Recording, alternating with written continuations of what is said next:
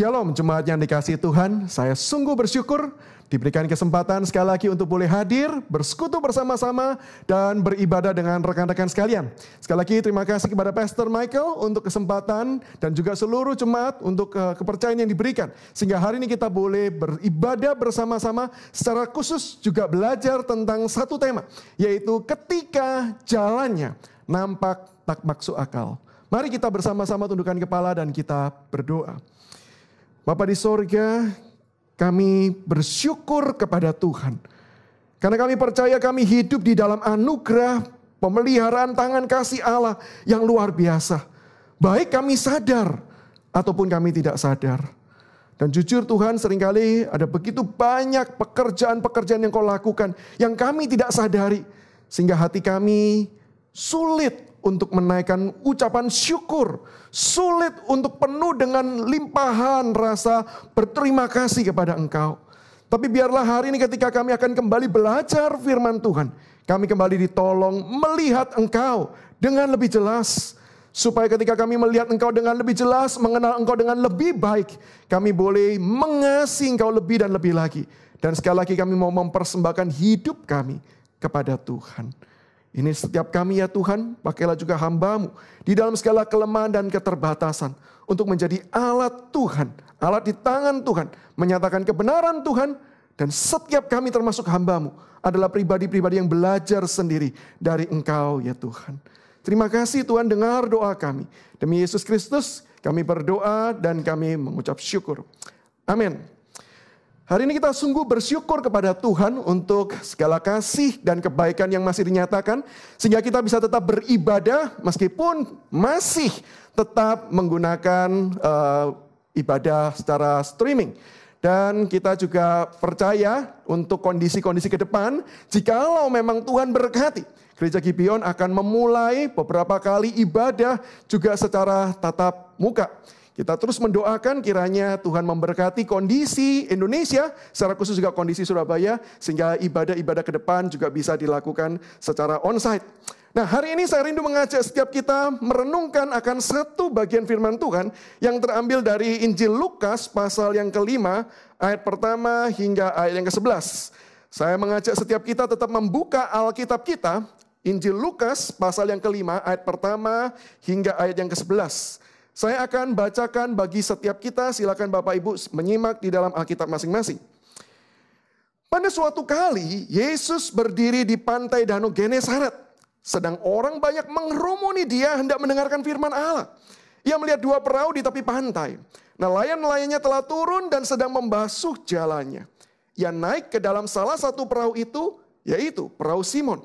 Dan menyuruh dia supaya menolakkan perahunya sedikit jauh dari pantai. Lalu ia duduk dan mengajar orang banyak dari atas perahu.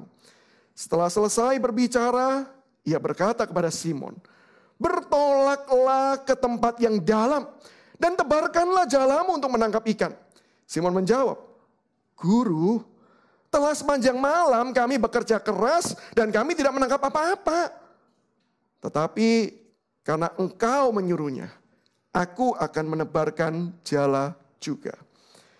Dan setelah mereka melakukannya, mereka menangkap sejumlah besar ikan. Sehingga jala mereka mulai koyak.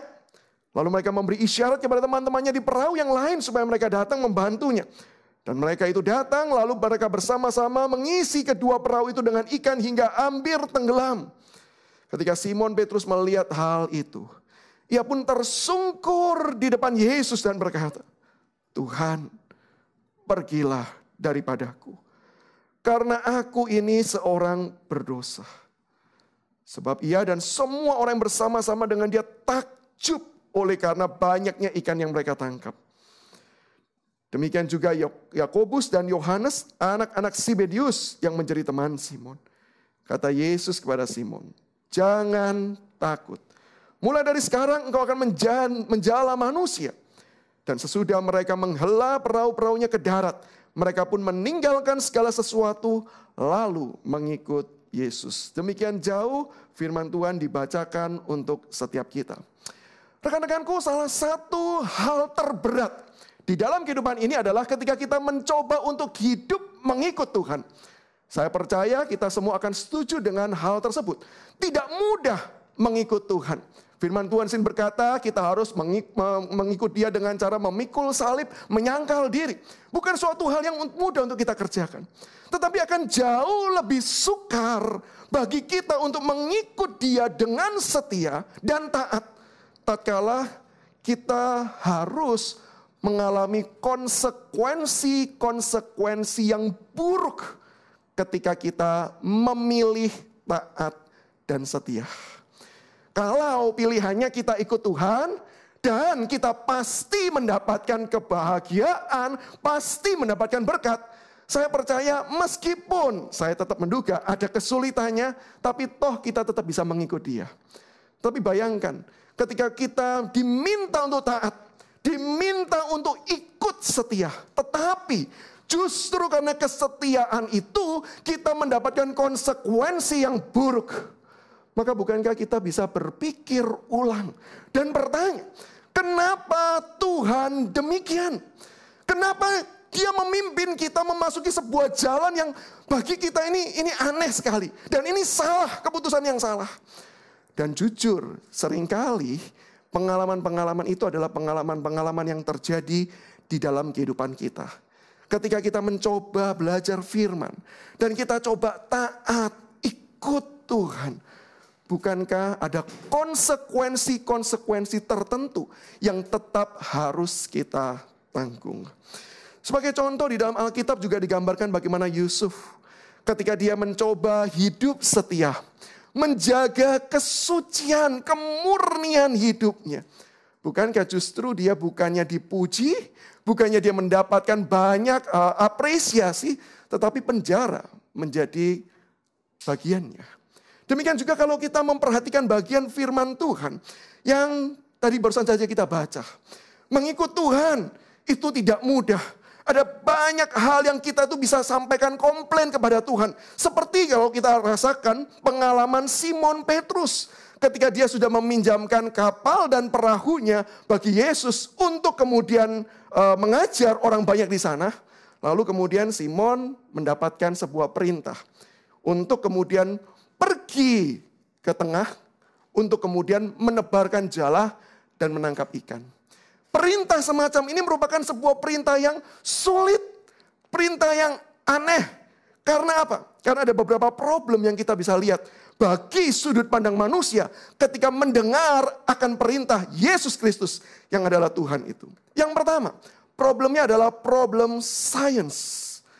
Sebagaimana kita tahu, sains mengajarkan bahwa untuk menangkap ikan, waktu terbaiknya adalah pada waktu malam hari. Sedangkan pada waktu peristiwa tersebut, pada waktu itu adalah waktu siang hari. Yang justru bukan waktunya, bukan saatnya untuk seseorang menangkap ikan. Di dalam hal ini saya tidak ingin mengatakan bahwa Yesus mencoba untuk kemudian mengubah sains atau mencoba bertentangan sains. Tapi saya percaya memang perintah Yesus itu melampaui. Dia sanggup melakukan sesuatu melampaui daripada seluruh hukum-hukum alam yang ada. Karena dia adalah Tuhan. Tapi sekali lagi, kalau kita berpikir dari sudut pandangnya si Petrus, bayangkan nih. Kita sudah tahu hukumnya itu kayak begitu. Tetapi sekarang kita diminta untuk melakukan sesuatu hal yang kelihatannya berbeda dengan apa yang menjadi biasanya. Bukankah kita patut berpikir, apalagi kalau kemudian kita memperhitungkan latar belakang Yesus dan latar belakang Simon Petrus. Siapakah Yesus? Tentu kita percaya dia Tuhan, tapi bukankah ketika dia datang menjadi manusia, dia lahir menjadi anak tukang kayu. Sementara Simon Petrus sudah memang dari awal pekerjaannya adalah menangkap ikan. Sehingga saya bayangkan, kalau saya adalah Simon Petrus dan kemudian mendengar perintah Yesus berkata demikian, saya akan berkata kepada dia, sorry ya guru ya. Kalau soal ngajarin teologi, saya sudah dengar, you are the best, engkau hebat. Kalau bicara mungkin tentang membuat kapal, kamu lebih jago lah dari saya.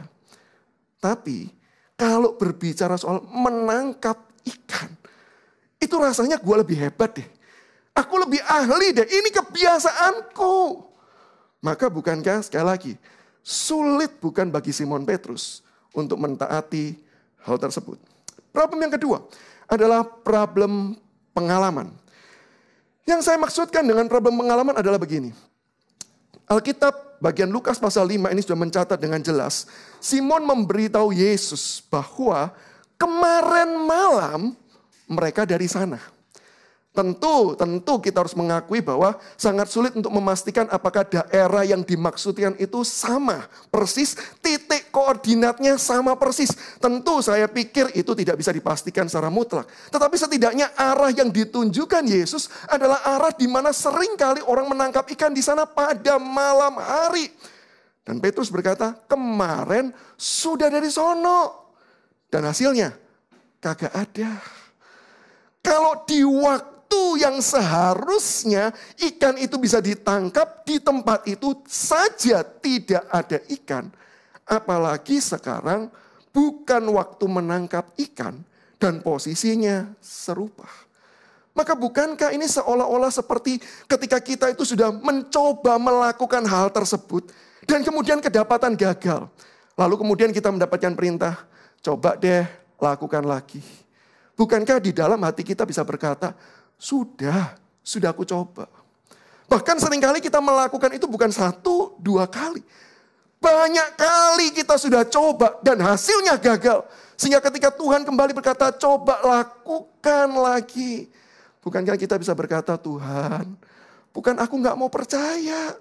Sudah pernah aku kerjakan. Tapi memang gak ada hasilnya yang aku dapat. Wajar kalau ia bergumul di dalam mentaati Tuhan. Dan problem yang ketiga adalah problem kesia-siaan. Kalau kita membaca ketika Yesus selesai mengajar, ketika Yesus sedang mengajar, apa yang Simon dan kawan-kawannya lakukan? Alkitab mengatakan bahwa mereka sedang membasuh jala. Sebuah aktivitas di mana mereka sedang membereskan jalannya, tanda mereka sudah selesai melakukan tugas. Tetapi ketika mereka baru saja, entahkah sudah selesai atau sedang di dalam proses kemudian membasuh jalannya, Yesus kemudian berkata, yuk nangkep ikan lagi. Ini ibarat kalau kita itu sudah kepak-kepak barang, lalu kemudian katakan, kita nggak jadi pergi, bongkar lagi barangnya. Oh, bisa dibayangkan betapa rasanya jengkel, bukan? Apalagi sekali lagi, kalau kita tambahkan 2 problem sebelumnya. Sudah pernah kita coba tangkap dan gak dapat. Apalagi waktunya yang salah. Sehingga di dalam kondisi seperti ini sekali lagi, tidak mudah untuk hidup mengikut Tuhan. Saya percaya kita punya pengalaman-pengalaman yang mirip seperti ini. Pengalaman-pengalaman di mana kita rasa perintah-perintah Tuhan tidak masuk akal. Atau kita sudah mencoba berkali-kali tetapi tidak ada hasil baik yang didapatkan. Sehingga kita bisa berkata, Tuhan, khusus yang bagian ini, sorry dah, aku gak bisa taat. Ketika saya merenungkan bagian firman Tuhan ini, saya mendapati bahwa memang betul. Ada kesulitan dari Simon Petrus untuk kemudian hidup taat mengikut Tuhan. Tetapi yang menarik saya juga mendapati, ada dan seharusnya ada kesulitan dari Yesus Sang Tuhan itu untuk kemudian mempercayai serta mempercayakan pelayanan kepada Simon dan juga teman-temannya yang lain atau pelayanan kepada manusia. Ada kesulitannya dan saya pikir kesulitannya juga kesulitan yang besar. Apa kesulitannya? Yang pertama, yaitu problem keberdosaan. Sudah pasti semua manusia lahir sebagai orang yang berstatus berdosa. Mereka kemudian hidup di dalam ikatan dosa dan seringkali jatuh dan gagal dalam dosa. Bahkan kalau kita membaca bagian firman Tuhan tadi, bukankah dengan jelas Simon Petrus mengaku kepada Yesus, Guru, pergilah, aku orang berdosa. Jelas ini merupakan suatu hal yang sulit. Mempercayakan sesuatu kepada seorang yang rentan, yang rapuh. Bahkan yang kemudian pasti bisa menghancurkan pekerjaan tersebut. Membawa sukses belum tentu, tetapi bisa kemudian menjadi penghambat jalannya pekerjaan tersebut. Dan bukan cuma 1 kali Simon Petrus gagal. Alkitab mencatat berkali-kali dia gagal. Meskipun juga tentu ada berkali-kali dicatat dengan catatan yang baik.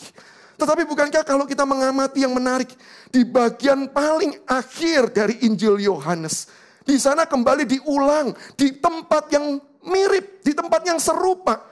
Di daerah tersebut, Simon kemudian kembali melakukan kegagalan yang sama. Dengan peristiwa yang sangat mirip sekali. Dan sebelum itu semua, bukankah Alkitab mencatat sebuah kejatuhan yang paling berat. Bagaimana Simon Petrus menyangkali, bahkan mengutuki Yesus Kristus. Bukankah Allah, Yesus tersebut tahu Simon ini merupakan pribadi yang bisa jatuh, bisa gagal karena dia orang berdosa. Bukankah harusnya untuk mempercayakan sebuah pekerjaan pelayanan yang besar, pekerjaan pelayanan yang penting, tentu kita tidak akan mempercayakan kepada orang yang lemah dan terbatas seperti ini. Problem kedua, yaitu problem kelambanan di dalam belajar. Kalau kita menyimak baik-baik Alkitab, maka kita tahu bahwa ini bukan perjumpaan pertama Simon Petrus dengan Yesus. Berdasarkan catatan Yohanes pasal yang pertama, kita ketahui Andreas ketika berjumpa dengan Yesus, lalu dia mengajak Simon, saudara ini juga berjumpa dan belajar langsung dari Yesus. Sehingga dia sudah pernah mengenal, sudah pernah mendengar, sudah pernah berjumpa dengan Yesus Kristus itu sendiri. Dan kalau kita memperhatikan di dalam pasal sebelumnya dari kitab Lukas ini, Lukas 4, 38 sampai 41. Bukankah di sana dicatat bukan cuman sekedar berjumpa, tetapi justru Tuhan Yesus sudah menunjukkan pekerjaannya yang ajaib. Dia menyembuhkan ibu mertua Simon Petrus. Sehingga dia bukan cuma mengenal Yesus sebagai pengajar, tapi dia juga mengenal Yesus sebagai pribadi yang sanggup melakukan perkara yang ajaib. Maka bukankah harusnya kalau dia tahu orang ini luar biasa, orang ini sanggup melakukan pekerjaan yang manusia pada umumnya tidak sanggup kerjakan. Maka bukankah harusnya, sekali lagi, harusnya dia bisa berpikir, kalau demikian, jangan-jangan mungkin nanti Yesus juga bisa melakukan perbuatan yang ajaib lainnya. Tapi bukankah sekali lagi kita mendapati bahwa Simon tetap gagal. Simon tetap merasa tidak mungkin semua itu terjadi. Dia lamban belajar. Dan ngomong-ngomong bicara soal kelambanan belajar, sebenarnya bukan cuma Simon Petrus. Sebenarnya Alkitab mencatat murid-murid Yesus juga lamban belajar. Bagaimana murid-murid tidak percaya. Tuhan sanggup mengadakan tanda-tanda mujizat memberikan makan 4.000 orang. Padahal mereka memiliki 7 ketul roti. Padahal sebelum itu ada peristiwa Yesus memberikan makan 5.000 orang. Beda 1.000 dengan makanan 5 roti dan 2 ikan. Para murid lamban belajar. Bahkan kalau kita mendapati sampai Yesus bangkit pun. Dan sebelum dia naik ke surga, para muridnya masih tanya, Guru, kapan sih engkau akan memulihkan secara politik kejayaan Israel ini? Padahal Yesus sudah berkali-kali mengajar, bukan untuk itulah tujuan kedatangannya. Lamban belajar. Bisa dibayangkan kalau kita mau mempercayakan sebuah pekerjaan kepada orang yang lamban belajar. Mungkin kita akan berpikir 2-3 kali untuk kemudian percaya kepada orang tersebut. Bukan. Ini kesulitan yang sebenarnya Yesus juga hadapi. Yang ketiga, yaitu problem kemahakuasaan Allah. Yang saya maksudkan ini bukan Allah tidak maha kuasa, tapi justru sebaliknya. Allah itu adalah pribadi yang memang maha kuasa. Dan di dalam kemahakuasaannya dia sanggup melakukan berbagai macam pekerjaan, bahkan tanpa campur tangan manusia. Sejak dari awal Alkitab mencatatkan bahwa Allah sanggup menciptakan segala sesuatu, alam semesta hanya dengan firman-Nya. Maka bukankah kalau untuk mengerjakan pekerjaan di dalam alam ciptaan yang dia ciptakan dengan firman-Nya itu, harusnya dia sanggup mengerjakan sendiri. Buat apa dia melibatkan manusia yang lemah, berdosa, lamban pula untuk belajar? Maka bukankah kita mendapati sebenarnya Allah pun sulit untuk bisa mempercayai manusia. Manusia sulit mempercayai Allah. Sebenarnya Allah itu jauh lebih sulit untuk mempercayai manusia. Tetapi yang menarik, Alkitab menunjukkan bahwa Allah, yaitu Yesus Kristus, tidak pernah menyerah. kepada manusia. Dia tahu bahwa kita bisa gagal. Dia tahu bahwa kita bisa lemah. Dia tahu kita bisa kemudian mengecewakannya. Tetapi dia adalah Allah yang kemudian tetap menyatakan kasih-Nya. Bahkan kemudian mengundang kita tetap ambil bagian di dalam pekerjaannya. Kepada Simon yang sudah mengaku dengan jujur, pergi guru pergi, aku orang berdosa. Yesus bukan berkata, tahu diri juga kamu ya. Oke dah, aku cari yang lain. Bukankah Yesus justru berkata, aku tetap akan menjadikan engkau penjala manusia. Ikutlah aku.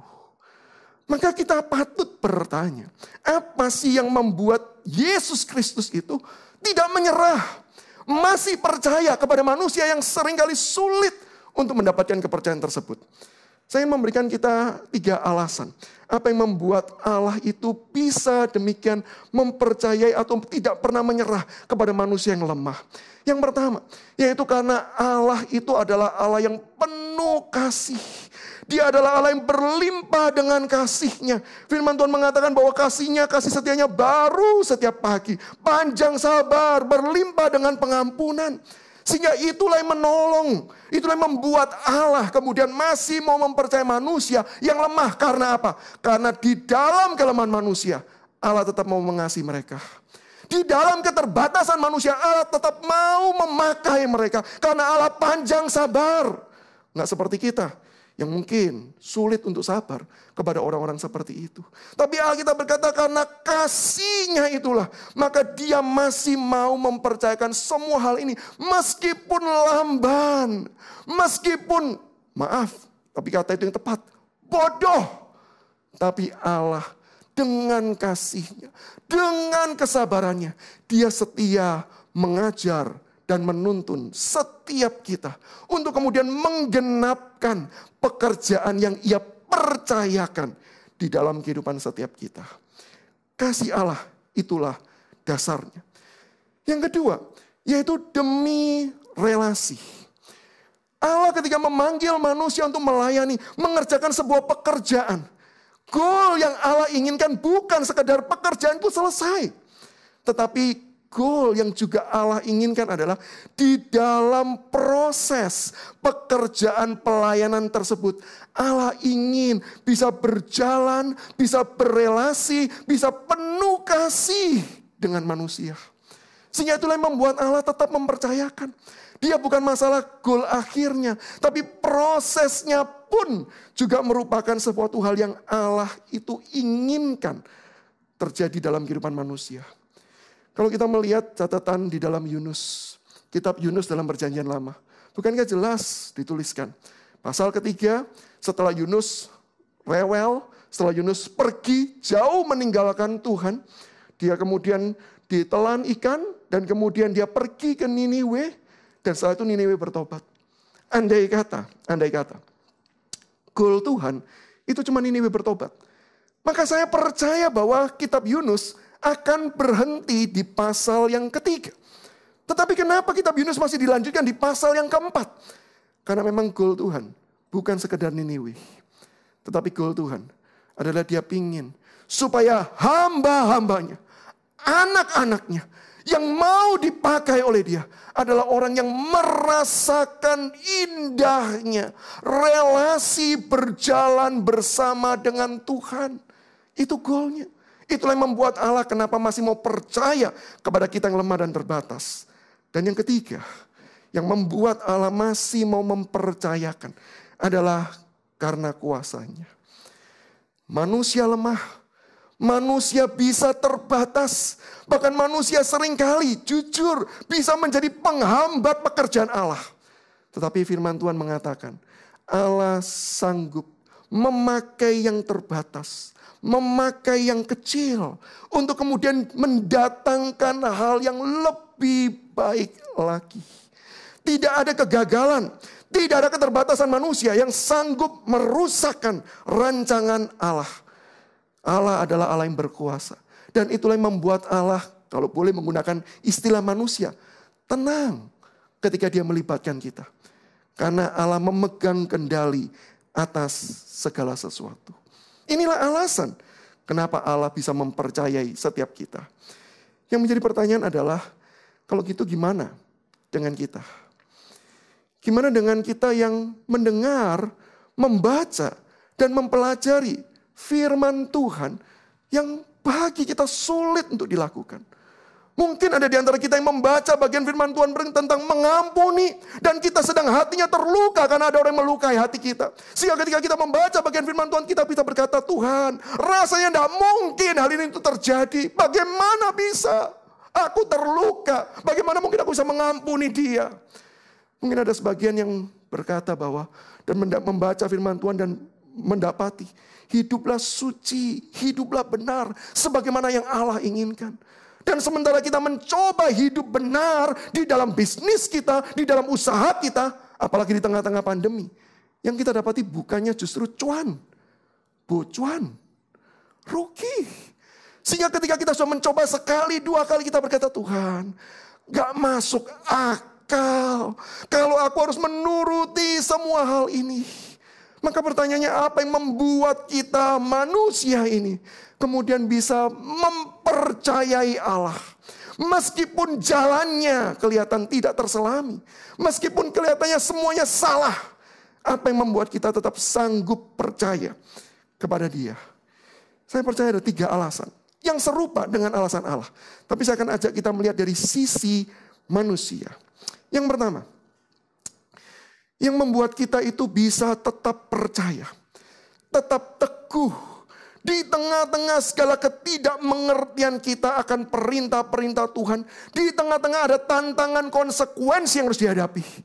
Yang membuat kita bisa tetap berkata, aku mau taat, aku mau setia. Adalah ketika kita diingatkan betapa besarnya kasih setia Allah bagi kita. Ketika kita melihat bahwa kok kelihatannya nggak ada jalan keluar. Bukankah sebenarnya ada satu masalah yang juga dicatatkan Alkitab. Memang tidak ada jalan keluar. Untuk urusan-urusan yang lain seringkali ada jalan keluar. Cuman kita nggak kelihatan. Tapi untuk masalah ini, satu hal ini tidak ada jalan keluar. Yaitu dosa.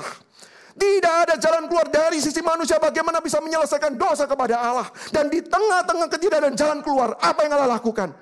Dia bukan berkata, ya sudah. Minta maaf, itu pilihanmu. Tapi bukankah di tengah-tengah ketidakadaan jalan keluar itu, Allah membuka jalan, bahkan dengan cara yang paling ajaib. Dia datang menjadi manusia, menjadi sama dengan kita, menderita, turut merasakan seluruh pengalaman hidup yang kita alami. Bahkan dia sampai naik ke atas kayu salib, mati menebus dosa-dosa kita. Supaya jalan yang buntu itu, yang tidak ada jalan keluar, dibukakan melalui salib Yesus Kristus.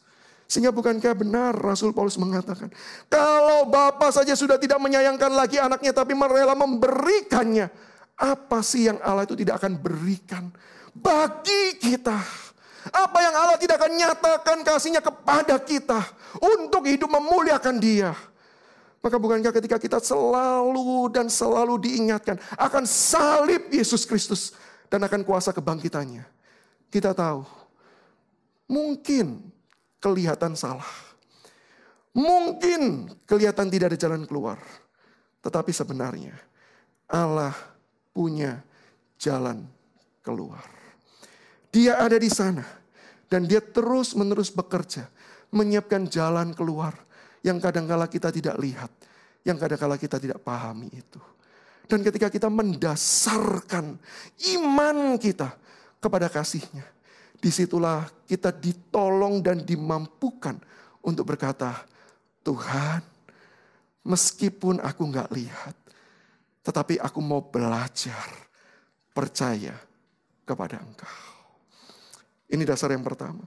Dasar yang kedua, yaitu ketika kita didorong karena relasi. Didorong demi relasi.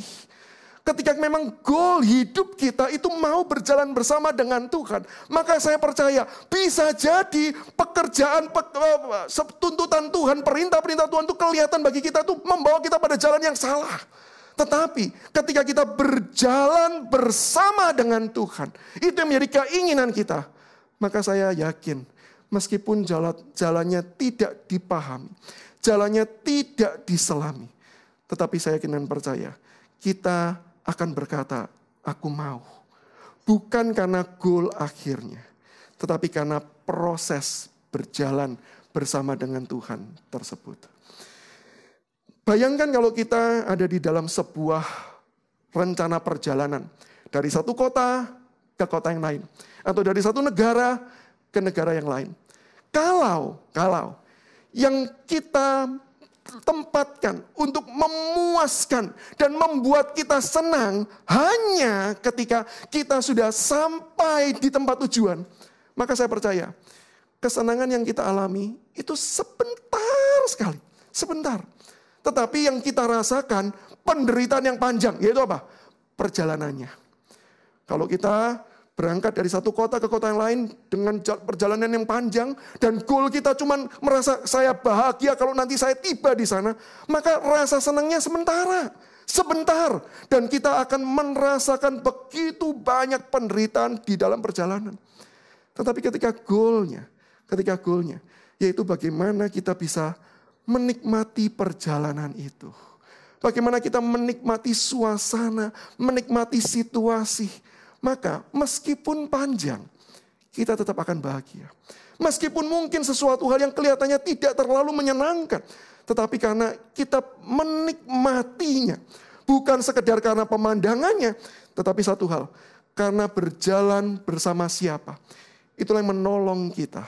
Untuk kita bisa menikmati proses yang sulit dan berat itu.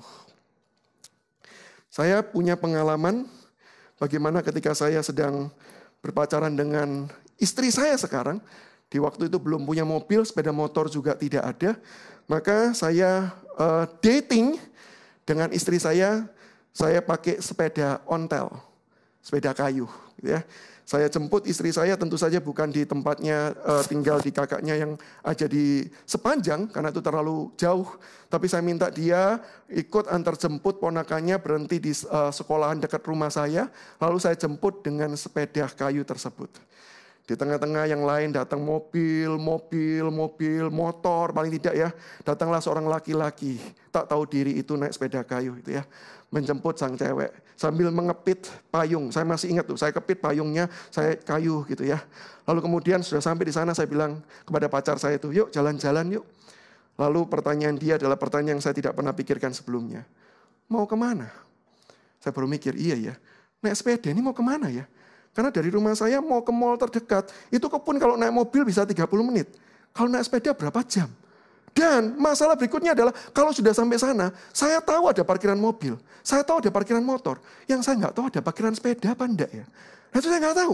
Jadi akhirnya saya bilang sama istri saya gini, belum istri waktu itu ya, masih pacar. Saya bilang begini, udahlah kita keliling-keliling kompleks saja naik sepeda. Kamu saya bonceng, kamu pegangin payung, lalu saya kayuh, kita ngobrol sambil kita jalan keliling kompleks. Nanti sambil kita cari makan siang dekat-dekat sini. Dan dia berkata, oke, ayo. Kalau ditanya, menyenangkan tidak naik sepeda? Ya tentu saja bagi orang yang hobi goes, seperti mungkin Pastor Mike, senang kali ya. Bagi saya waktu itu enggak sih, enggak banget gitu ya. Apalagi di tengah-tengah cuaca Surabaya yang panas, maka kenapa saya bawa payung? Apalagi sekarang bonceng orang, tentu itu tidak mudah lagi. Maka kalau tanya senang enggak naik sepeda, sebenarnya juga enggak terlalu senang amat. Tapi kalau tanya gini, senang enggak pengalaman itu? Jawabannya adalah iya. Kenapa? Bukan karena naik sepedanya, tapi karena bersama dengan siapanya. Maka kalau hidup kita, goal hidup kita adalah saya ingin hidup berjalan bersama dengan Tuhan. Maka meskipun jalan yang kita lewati bukan jalan yang kita impikan. Jalan yang kita lewati adalah jalan yang sulit. Tetapi karena ada Dia dan bersama dengan Dia, saya percaya itu adalah momen-momen yang penuh dengan kebahagiaan. Dan yang terakhir, apa yang membuat kita bisa percaya? Meskipun seolah-olah firman-Nya, perintahnya itu kelihatan mendatangkan konsekuensi yang sulit. Yaitu karena kita akan ditakjubkan oleh kuasa-Nya. Kita ditakjubkan oleh Allah yang berjalan bersama dengan kita. Maka ketika jalan itu memang jalan yang sulit, jalan itu memang mendatangkan konsekuensi yang berat. Dia bukan Allah yang kemudian berpangku tangan, tetapi dia yang berjalan bersama dengan kita. Dan dia berkata, aku yang akan memimpin semuanya ini. Dia bukan Allah yang kemudian akan diam saja dan berkata, ya sekarang urusanmu, urusanku selesai. Tapi dia adalah Allah yang kemudian akan bekerja dengan caranya yang ajaib, menyelesaikan dan menolong setiap kita. Sehingga ketaatan kita itu akan mendapatkan hasil. Hasilnya apa? Kita akan melihat Allah semakin jelas, melihat kuasanya semakin jelas. Dan disitulah kita semakin dipenuhi dengan kasih dan ucapan syukur kepada Dia. Saya teringat akan pengalaman seorang rekan saya. Dia mengalami peristiwa yang tidak menyenangkan karena orang tuanya kena stroke. Sudah kena stroke, coba diobati, dioperasi, tetapi kondisinya tidak segera pulih karena darahnya terus keluar. Berbagai macam pengobatan coba ditempuh, tetapi tidak menolong dari orang tua teman saya ini. Padahal teman saya ini juga baru saja kena stroke di usia yang masih muda. Di tengah-tengah pergumulan ketika orang tuanya kena stroke. Dan mereka bukan keluarga yang kaya. Mereka bukan keluarga yang mapan. Harus menghidupi 2 orang stroke. Yang satu sudah mulai sehat, mulai proses berjalan. Yang satu masih terbaling dan hidup bergantung dengan alat. Maka hari-hari kehidupannya bukan menjadi hari-hari yang menyenangkan di mata orang lain. Hari-hari yang bisa diduga adalah hari-hari yang berat. Apalagi setelah pihak rumah sakit berkata, kami sudah give up. Silakan kalau mau konsultasi ke rumah sakit lain, silakan. Bahkan ditanyakan ke luar negeri, jawabannya juga sama. Itu sudah usaha terbaik. Sekarang menunggu respon dari sang pasien. Maka akhirnya keluarga memutuskan untuk kemudian membawa pulang dengan berbagai macam perlengkapan-perlengkapan yang menempel di tubuhnya. Bukan setahun, bukan 2 tahun, tetapi belasan tahun terjadi. Gak heran keluarga besar daripada sang istri dari ayah teman saya ini, yang kemudian datang melihat dan menengok kondisi yang sudah terbaring sekian tahun lamanya gak pulih-pulih. Maka keluarga besar mulai berkata, sudah, gak ada harapan. Lebih baik lepaskan semua peralatan dan biarkan dia pergi. Sementara uang yang kamu miliki atau uang yang kami akan kumpulkan ini bisa kamu pakai untuk menjalankan kehidupanmu dan anak-anakmu yang lain. Mereka juga perlu hidup, bukan cuma orang yang sudah tidak ada pengharapan ini. Sang istri mendengar semua permintaan dari keluarga itu, dia gelisah, dia cemas. Dia cuma ajak anak-anaknya kumpul di kamar, mereka berlutut, mereka berdoa. Dan setelah berdoa, sang istri itu menjawab keluarga besarnya demikian. Kalau Tuhan mau panggil suamiku pulang, Dia sanggup memanggilnya sendiri. Tanpa saya perlu mencabut semua alat-alat itu. Tetapi, kalau Tuhan belum mau panggil dia pulang, Tuhan akan topang kami. Iman yang besar, tapi iman yang penuh dengan konsekuensi. Keluarganya marah, keluarganya kecewa, dan keluarga berkata, mulai sejak saat ini kami tidak akan kirimkan 1 peser pun untuk membantu engkau. Silakan hidupi kehidupanmu sendiri. Perjalanan kehidupan yang sulit, yang susah. Sampai akhirnya setelah sekian belas tahun. Benar, ayah dari teman saya itu dipanggil pulang, meninggal dunia. Dan di dalam ibadah penutupan peti itu, saya mendapati anaknya teman saya yang stroke itu bersaksi, Tuhan itu baik. Tuhan itu baik. Dan ketika saya mendengar, saya tahu ini bukan ucapan klise. Ini bukan cuma sekedar formalitas. Maka kemudian ketika dia selesai bersaksi, saya tanya, kenapa engkau bisa tetap berkata Tuhan itu baik, padahal saya tahu hidupmu pasti sulit dan susah. Dan dia cuma berkata, kamu tahu kan kisah sebelumnya bagaimana keluarga besar dari mamaku tidak mau membiayai kembali.